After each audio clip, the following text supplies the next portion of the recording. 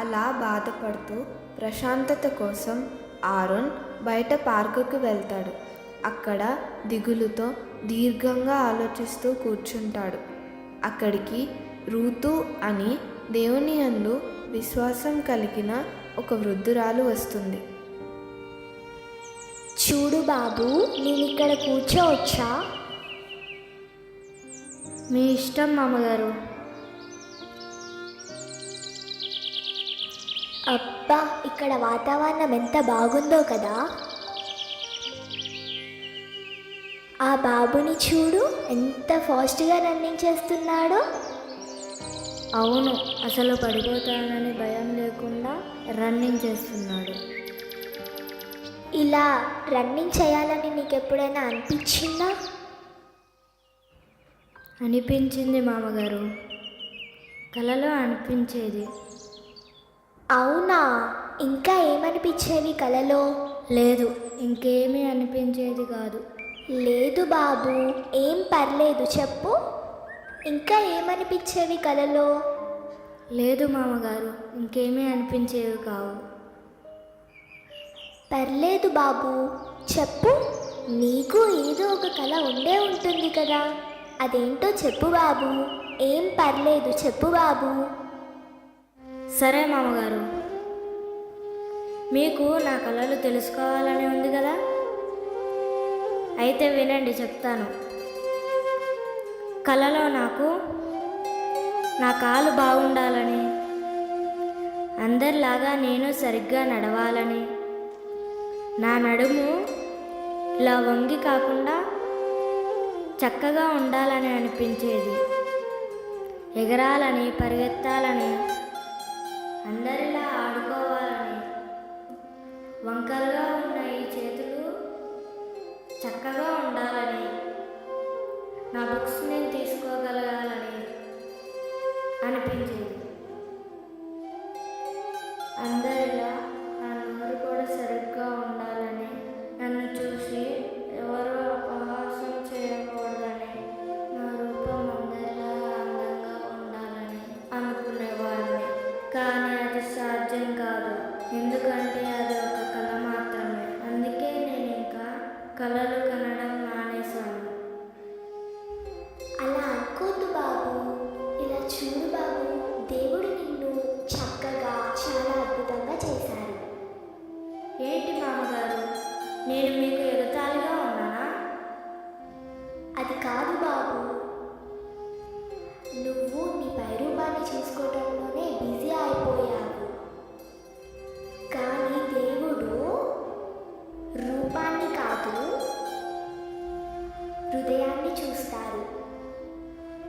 నీకు తెలియకపోయినా నీ జీవితానికి ఆయనకొక ప్రత్యేకమైన ఉద్దేశం ఉంది.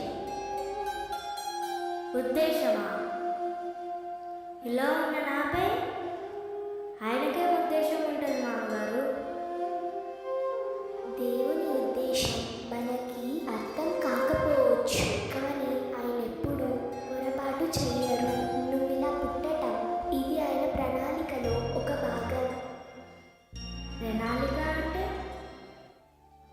మనకి లోపంగా కనిపించేది దేవునికి ఒక సాధనమై ఉంటుంది. మన బలహీనతల ద్వారానే ఆయన తన శక్తిని చూపిస్తారు.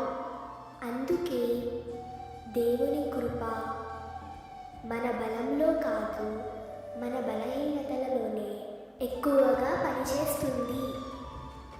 నీలా బలహీనులు అని అనిపించిన వాళ్ళనే దేవుడు ప్రపంచానికి ఆశగా మార్చారు. ఇలా చూడు బాబు, నువ్వు నిక్ బుజిసిక్ గురించి విన్నావా?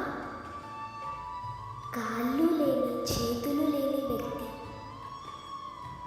కానీ ఈరోజు లక్షల మందికి ఇన్స్పిరేషన్గా ఉన్నాడు. తన లోపాన్ని Growing up as a child, I was around me who had arms and legs. వేదికగా చేసి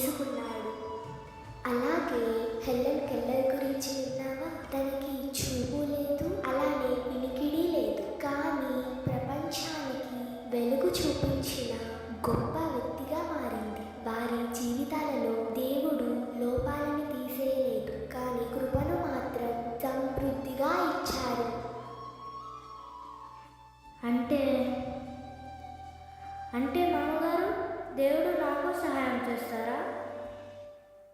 నన్ను ఉపయోగించుకుంటారా? అదే కదా బాబు దేవుని కృప అంటే. ఆయన నిన్ను ఉపయోగించుకుంటారు, నిన్ను ఒక ఆశగా మారుస్తారు. దేవుడు నిన్నొక విలువైన పాత్రగా చూస్తున్నారు. ఆయన నిన్ను ప్రపంచానికి చూపించాల్సిన సాక్ష్యంగా సృష్టించారు బాబు. మామగారు మీకు చాలా కృతజ్ఞతలు. ఇప్పటి వరకు నేను ఎందుకు ఇలా ఉన్నాను, నా జీవితం ఎందుకు ఇలా ఉందని దిగులుతో, బాధతో, నిరాశతో ఉన్న నాకు దేవుని మాటలు చెప్పి ఆయన ఉద్దేశం అర్థం చేసుకునేలా నా కనులు తెరిపించారు. ఇంతవరకు నేను నా రూపాన్నే చూశాను, కానీ దేవుడు నా హృదయాన్ని చూస్తున్నాడని తెలుసుకోలేకపోయాను. నేను నా వైకల్యాన్ని లోపంగా అనుకున్నాను, కానీ అది దేవుడు పెట్టిన ఉద్దేశమని గ్రహించుకోలేకపోయాను. నేను విరిగిన పాత్రను కాదు, దేవుడు చెక్కుతున్న ఒక విలువైన పాత్రను. I am an original masterpiece. ఇక నుంచి నేను నా జీవితాన్ని ఆయన కోసం, ఆయన మహిమ కోసం జీవిస్తాను. అరే ఆరోన్, నన్ను క్షమించారా? నేను చాలా తప్పుగా ప్రవర్తించాను, నిన్ను చాలా బాధ పెట్టానురా. నన్ను క్షమించు, నిన్ను చాలా బాధ పెట్టాను. I am sorry.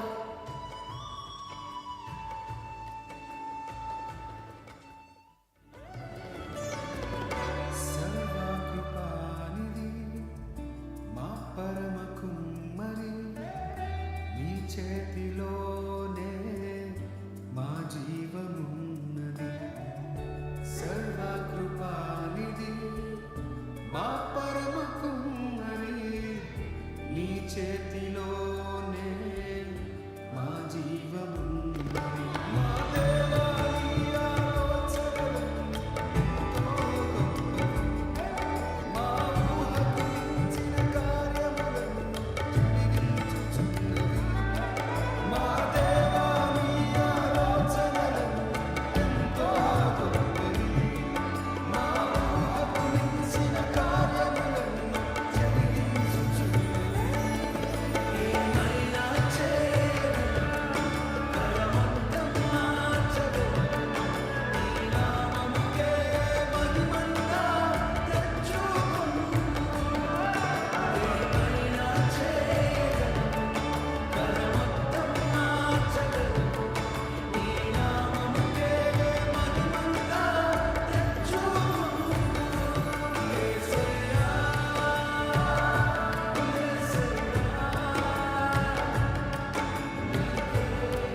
నీకే